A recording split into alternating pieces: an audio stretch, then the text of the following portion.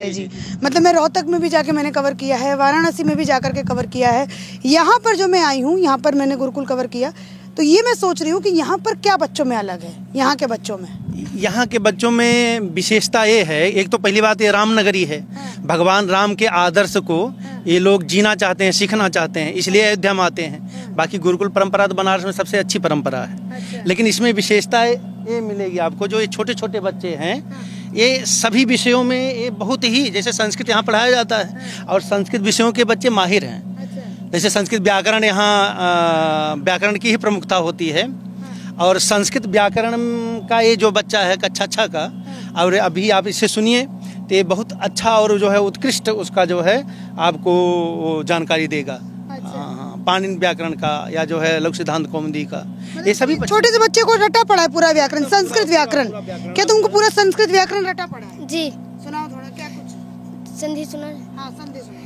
तो अभी सुनाए थे आपको। हाँ, इको यणचि इकः स्थाने यण स्यादचि संहितायां विषये सुधि उपास्य इति स्थिते तस्मिन्निति निर्दिष्टे पूर्वस्य सप्तमी निर्देशेन विधीयमानं कार्यं वर्णान्तरेणाव्यवहितस्य पूर्वस्य बोध्यं स्थाने अन्तरतमः प्रसंगे सति सदृशतम आदेशः स्यात् सुधाय उपासित जाते। ठीक है, आप इस बच्चे की बॉडी लैंग्वेज को गौर कीजिए कि ये बच्चा जो है, इसकी बॉडी लैंग्वेज अभी कितनी सही है। आप अगर प्राइवेट में बार बार गुरुकुल में जाके कवरेज करते हो, और इस बात पे मैं बार बार जोर देती हूँ कि आप जितने भी दर्शक इस वीडियो को देख रहे हैं, अपने बच्चों को ज़्यादा नहीं तो अगर 10 घरों में से भी कोई एक घर अगर अपने बच्चों को गुरुकुल में भेजने लग जाएगा तो शायद जो हमारी संस्कृति है वो बचेगी। इस बच्चे की आप कॉन्फिडेंस में देखिए, कोई कमी आपको नज़र नहीं आएगी। बेटा, क्या नाम है तुम्हारा? अमित पांडे। अमित पांडे। पापा का नाम क्या? श्री अनिल कुमार पांडे। कॉन्फिडेंस देख रहे हैं आप बच्चों का, जिस तरीके से ये camera, first time camera face कर रहे हो। पहले कभी किसी ने वीडियो बनाया आपका? कभी नहीं बनाया। ये पहली बार ऐसे है कि मैं आपका वीडियो बना रही हूँ? जी। ठीक है, तो ये कॉन्फिडेंस देखिए बच्चों में कितना कॉन्फिडेंस है। ये कैसे आप इस तरफ अगर आए थोड़ा कैमरे पर, हाँ, कैसे ये कॉन्फिडेंस आप इतना लेके आए? ये कॉन्फिडेंस इसलिए आता है कि प्रातःकाल बच्चे उठ करके संध्या उपासना करते हैं पहली बार, और भगवान शिव का रुद्राभिषेक करते हैं। अच्छा। तो आध्यात्मिक शक्ति इनके अंदर कूट कूट करके भरी होती है बच्चों के अंदर। अच्छा। तो जो ये बच्चा प्रथमा का बच्चा है, ये है, जैसे ये भी बच्चा है और भी बच्चे प्रथमा के हैं, जो है ये बच्चा है, वो बच्चा है प्रथमा का। इन सब में अभी वेद मंत्र का उच्चारण भी अगर आप सुनेंगी तो ये एकदम सस्वर उच्चारण और बहुत अच्छा उच्चारण लोग बच्चे करेंगे। अच्छा। वैदिक मंत्रों का भी और सभी ग्रंथों का भी इनको जो है पूरा रटाया सब कुछ है। इनकी मेधा आध्यात्मिकता के होने के कारण इनकी मेधा बड़ी ही शुद्ध और निर्मल है। अच्छा। इस कारण से इनकी याददाश्त, स्मरण शक्ति बहुत तीव्र है। बहुत तीव्र। मतलब इस पे याददाश्त पे भी बहुत फर्क पड़ता है, बच्चों की याद करने की क्षमता पर भी? जी, प्रातःकाल संध्या करने से याद करने की क्षमता में बहुत अधिक प्रभाव पड़ता है। ये कितने सालों से आपके पास ये सब अभी बच्चे जो है नए आए हैं, मुश्किल से 4 महीने 5 महीने के बच्चे हैं। 4 महीने 5 महीने में ये आपने इनको, पहले 4-5 महीने पहले आपको संस्कृत आती थी? जी। आती थी, थोड़ी बहुत आती हो कि पूरी आती थी? जी, थोड़ी आती थी। थोड़ी आती थी। कौन सा ऐसा है जिसने 4 महीने में संस्कृत सीखी है? आपने 4 महीने में संस्कृत सीखी है? जी। उससे पहले आपको नहीं आती थी? नहीं। कोई एक आध श्लोक मुझे आप सुनाएंगे संस्कृत में? प्रणम्य नीति शास्त्रज्ञान नूतनोऽयं विरच्यते इतोपदेशः संक्षिप्तो नीति संग्रह नामतः। तो ये देखिए, ये बच्चे जो हैं वो गुरुजी ने बताया कि ये सुबह 4 बजे उठते हैं, और हर गुरुकुल में ऐसा कल्चर होता है। तो मतलब अध्यात्म बहुत असर करता है बौद्धिक विकास के ऊपर भी। अच्छा, आपने मुझे बताया कि इन बच्चों में, चूँकि ये राम की धरती पर रहते हैं, राम जी की धरती पर रहते हैं, अयोध्या में ये पढ़ाई करते हैं, तो इन बच्चों में ये अलग है कि राम के जो चरित्र हैं वो इन बच्चों के अंदर जो है अपने आप प्रवाह करते हैं। हाँ, नहीं, ये तो राम की भूमि है। भगवान मर्यादा पुरुषोत्तम श्री राम जी यहाँ कण कण में विचरण किए हुए हैं, तो उसका प्रभाव तो होगा ही। लेकिन जो आध्यात्मिक शक्ति है, जैसे संध्या बंदन करने का, तो उसका सीधा प्रभाव बुद्धि से जुड़ा रहता है। अच्छा। तो बुद्धि तो इनकी शुद्ध हो रही है, जैसे राजसिक बुद्धि, तामसिक बुद्धि और सात्विकी बुद्धि होती है। तो इन व्यवहारों में रह करके बच्चे और इनकी बुद्धि सात्विक ही हो जाती है। अच्छा, इन बच्चों को आप राम में रामत्व क्या समझाते हैं इनको, कि क्या है राम में रामत्व, क्या है, कैसे समझाते हैं? जैसे हमारे यहाँ शास्त्र का एक नियम है, रामादिवत प्रवर्तव्यम न रावणादिवत। यही संदेश ही दिया जाता है बच्चों को, राम के समान आचरण करो, रावण के समान आचरण मत करना। तो ये बच्चे पूछते हैं कि राम कौन है, रावण कौन है, ये प्रश्न है। तो वही बताते हैं कि राम यहाँ के पहले राजा थे, तो उनका आदर्श क्या है, कैसे हम उनके आदर्शों पर चलें। तो यही पंक्ति बताते हैं कि अगर कुछ सीखना है, क्योंकि वो हमारे नायक हैं, सनातन धर्म के वो नायक माने जाते हैं भगवान राम। तो एक अच्छा पुत्र कैसा होना चाहिए, एक अच्छा पति कैसा होना चाहिए, एक अच्छा भाई कैसा होना चाहिए, एक अच्छा शासक कैसा होना चाहिए, यदि अगर सीखना हो तो राम के चरित्र से आप अच्छी तरह सीख सकते हैं। तो इसमें शत्रु भी होना चाहिए। तो ये सारे आदर्श आप लोगों को सिखाते हैं आपके गुरुजी? जी जी। तो समझ में आता है इतनी छोटी सी उम्र में ये सारे आदर्श? जी। इस पे अमल करेंगे आप अगर बड़े होंगे तो? जी। कैसे अमल करेंगे? जिस तरह गुरु जी कर रहे हैं इसी तरह हम लोग भी करेंगे। जिस तरह गुरु जी कर रहे हैं उस तरह के आप भी करेंगे। अच्छा, ये तो बात हो गई गुरु जी, आपने मुझे राम जी के मर्यादा और राम जी के आदर्श के बारे में आपने मुझे बताया। जिस नगरी में आप हैं, अयोध्या में, वहाँ पे इतना कुछ बदलाव हो रहा है और सरकार ताल ठोक रही है कि हम बदलाव कर रहे हैं। क्या कहेंगे, सरकार अपना काम कर रही है जो मतलब कह रही है कि क्या है? देखिए, सरकार के विषय में काम कर रही है? अब सरकार तो बहुत अच्छा काम कर रही है, लेकिन हाँ, खुश हैं। राम मंदिर निर्माण हो रहा है, इसके लिए हम लोग बहुत खुशी हैं, लेकिन कुछ कार्य हम लोगों को हजम नहीं हो रहा है।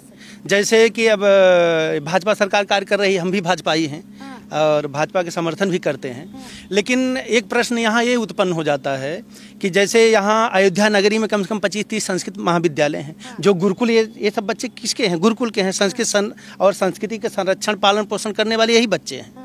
तो इन बच्चों की अगर अनदेखी की जा रही हो तो ये विचारणीय प्रश्न होता है।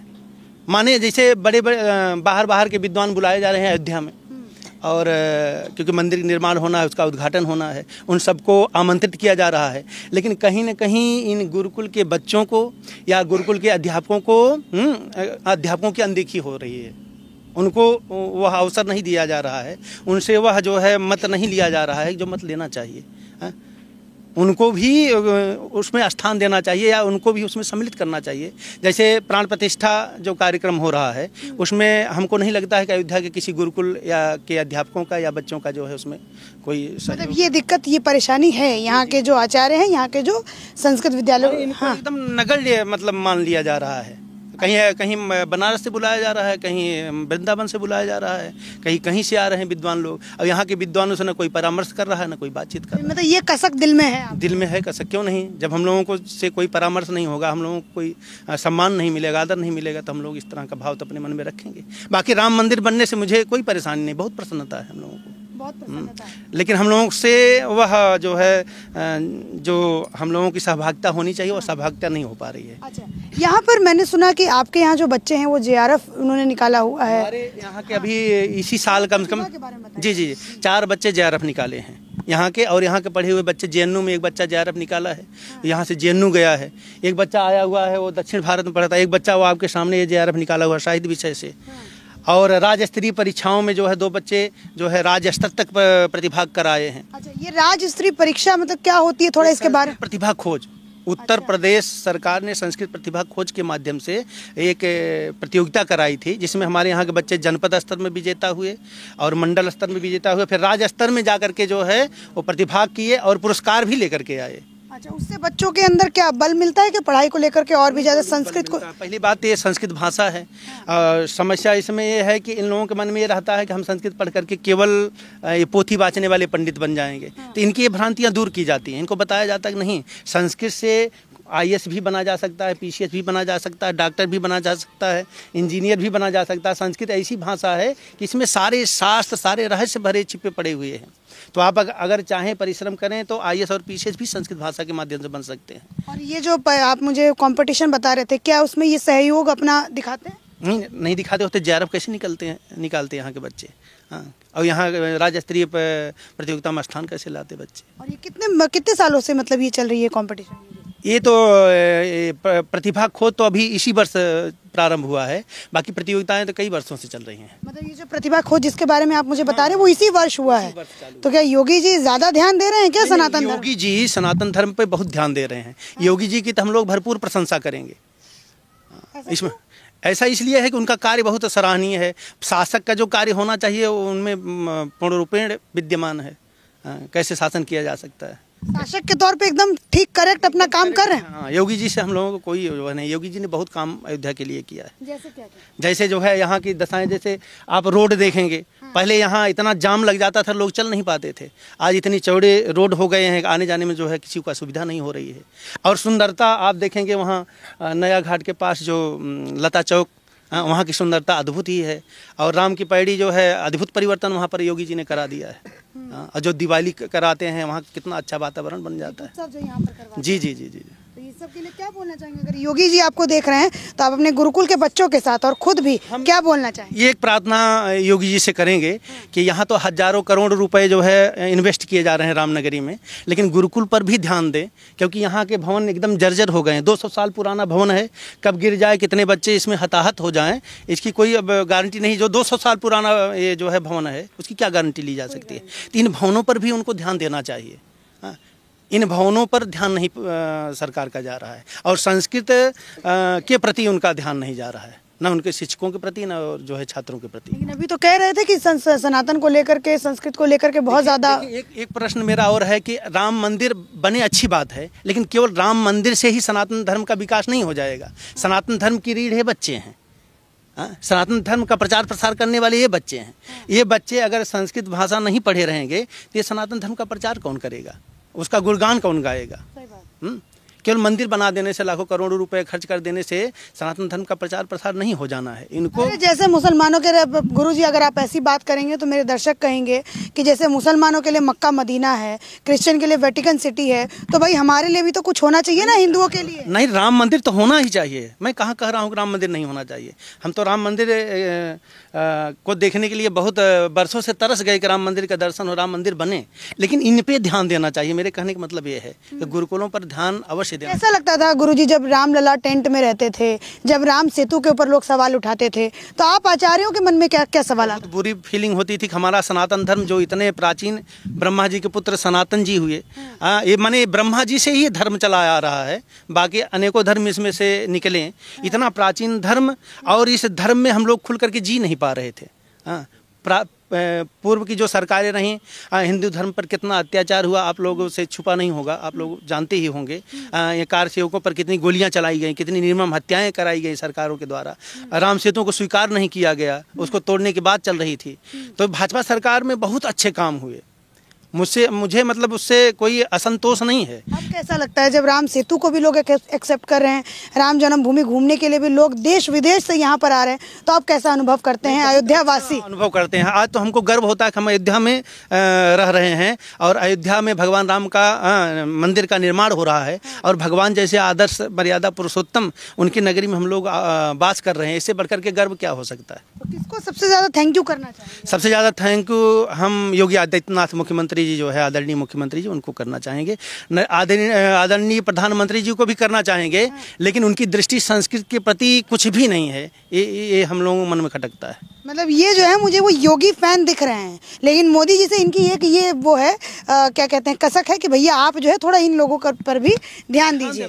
आप योगी फैन क्यों हैं, मुझे पहले ये बताइए। नहीं, योगी जी ने बहुत कार्य किया। योगी जी के पहले यहाँ कार्य क्या हुआ है अयोध्या में? अयोध्या तो एकदम पूरा जो है उजड़ा हुआ, एकदम वीरान दिखाई पड़ रहा है। जब लोग अयोध्या का नवनिर्माण के लिए आप ज्यादा श्रेय योगी जी को देंगे या मोदी जी को? योगी जी को देंगे। योगी जी ने ही यहाँ सारा कार्य किया है। योगी जी जब मुख्यमंत्री हुए तब अयोध्या में कार्य होना शुरू हुआ है, उसके पहले कहाँ कार्य? भाजपा तो बहुत दिन मतलब उसमें कल्याण सिंह भी मुख्यमंत्री रहे, और भी शासन रहा।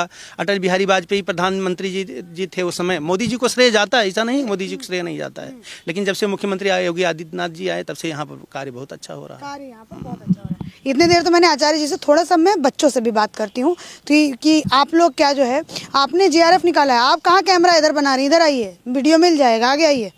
JRF निकाला है आपने? जी। कितना पढ़ाई करते थे? हम पढ़ाई लगभग 4 से 5 घंटा तक पढ़ते थे। अच्छा। नित्य मतलब रोज आप इतना पढ़ते थे।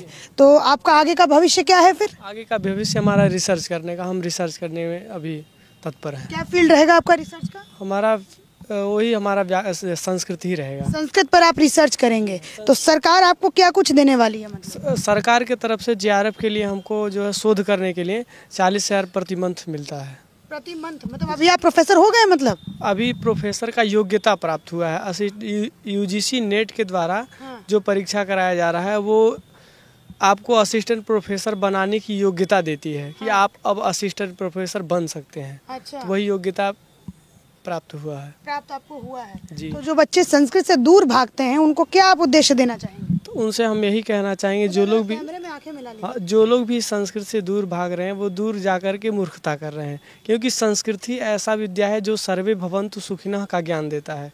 तो आप जो सर्व कल्याण का जो बात कर रहे हैं, जब उससे आप हट रहे हैं तो फिर आपका कल्याण कहाँ से होगा।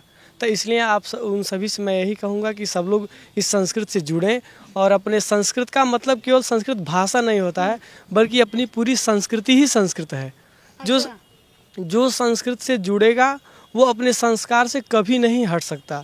संस्कृत का मतलब ही संपूर्ण संस्कार है, क्योंकि आप ऐसा देखा जा सकता है कि संस्कृत न पढ़ने वाले अपने माता पिता का तिरस्कार कर सकते हैं, लेकिन ऐसा नहीं देखा गया होगा कि जो संस्कृत पढ़ें और अपने माता पिता का तिरस्कार कर दें। तो इसलिए हम सभी से यही कहेंगे कि संस्कृत अवश्य ही पढ़ें, चाहे अन्य विषय को भी पढ़ते रहें, लेकिन संस्कृत को न छोड़ें। संस्कृत को ना छोड़ें, मतलब संस्कृत को जिंदा रखने में इन अध्यापक, ऐसे अध्यापकों का भी और ऐसे बच्चों का भी अपना एक बहुत बड़ा योगदान है। क्योंकि ये बच्चा, सोचिए आप, जो भी लोग सवाल पूछते होंगे जी गुरुकुल में पढ़ाने से क्या हो जाएगा, बच्चों को गुरुकुल भेजने से क्या होगा, तो ये होगा। आज ये बच्चा, क्या नाम है आपका? शुभम पांडे। शुभम पांडे। तो ये बच्चा आज हर महीने 40,000 रुपये ये बच्चा जो है उसको सरकार दे रही है रिसर्च करने के लिए। जब आपकी रिसर्च कंप्लीट हो जाएगी उसके बाद क्या भविष्य है? रिसर्च के बाद कहीं न कहीं किसी न किसी कॉलेज में या किसी न किसी यूनिवर्सिटी में प्रोफेसर या असिस्टेंट प्रोफेसर का जॉब मिल सकता है। कितनी सैलरी होती है उनकी? सैलरी के लिए लगभग 1.5 लाख से ऊपर, लगभग 1.5 लाख जो है वो सैलरी जब आप अपनी रिसर्च कंप्लीट कर लेंगे, शायद पीएचडी आप करेंगे पूरा 5 साल का, तो उसके बाद आपको 1.5 लाख का जो है वेतन की नौकरी भी आपको संस्कृत पढ़ के मिल सकती है। तो आज जब आपके अयोध्या में हिंदू धर्म का इतना विस्तार, मतलब सबसे बड़े नायक माने जाते हैं राम जी, उनका इतना भव्य मंदिर बन रहा है, तो क्या कहना चाहेंगे? हम यही कहना चाहेंगे कि राम मंदिर बनने से पहले तो बहुत प्रसन्नता है कि हमारे इस अयोध्या में बहुत भव्य और अद्भुत अद्वितीय यह राम जी का मंदिर बन रहा है, तो इससे तो बहुत प्रसन्नता है। और यही कहना चाहेंगे सब लोग आएँ और भगवान का दर्शन करें और इनके आदर्शों का सभी लोग पालन करें, जिससे अपना पुनः वह सनातन धर्म का स्थापना हो पाए। अच्छा, तो आप लोगों को क्या लगता है, जैसे आप और भी बच्चे हैं, मैं सबसे बात करूंगी क्योंकि ये आप सबसे सीनियर हैं यहाँ पे, ठीक है, तो इसलिए मैं इनसे बात करूँ क्योंकि समझ में भी आनी चाहिए। तो क्या लगता है कि राम मंदिर बनने से हिंदू धर्म और स्ट्रांग होगा? लगता है आपको ये जो बच्चे हैं उनके अंदर भावनाएं और तीव्र और तटस्थ होंगे, लगता है? जी हाँ, अयोध्या के राम मंदिर के निर्माण से सबको ये राम जी के, एक पहले तो बहुत कम लोग आ पाते थे अयोध्या में कि भगवान जी का भी मंदिर पुनः अभी अच्छे से नहीं है, तो बहुत लोग नहीं आ पाते थे। तो अब जितने भी लोग आएंगे इसको देख करके प्रभावित होंगे और जानना चाहिए कि राम जी कैसे थे, राम जी कौन थे, राम जी का आदर्श क्या था, राम जी किस प्रकार से अपने कर्तव्यों का पालन करते थे, उसको जान करके सभी लोग उसमें प्रवृत्त होना चाहेंगे।